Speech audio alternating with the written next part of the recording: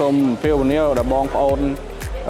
ពូមីងណាដែលបានទិញផ្ទះនៅលេនវត្រាផ្លូវជាតិ 6A នេះ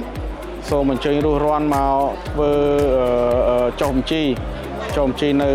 ក្រសួងដែនដីនគររូបនីយកម្មយើងហ្នឹងអញ្ចឹងបើបងប្អូនណាមកអត់ទាន់ទេគឺខាងពួកគាត់នឹងធ្វើបន្តរហូតដល់តលទៅអស់អតិថិជនបាទ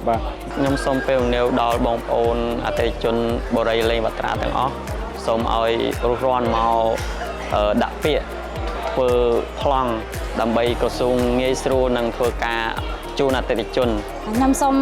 សំណូមពរឲ្យអ្នកទិញផ្ទះនៅលេងវត្រាដែលបង់ផ្ដាច់ហ្នឹងសូមឲ្យមកកន្លែងក្រសួងដែនដីនេះធ្វើបានដើម្បីទទួលប្លង់ផ្ទះពិតប្រាកដឲ្យមកទាំងអស់គ្នាមកទោះបីអ្នកបានទទួលដំណឹងនេះឬក៏នេះឲ្យជួយប្រាប់តគ្នាឲ្យមកក្រសួងនឹងទាំងអស់គ្នាមក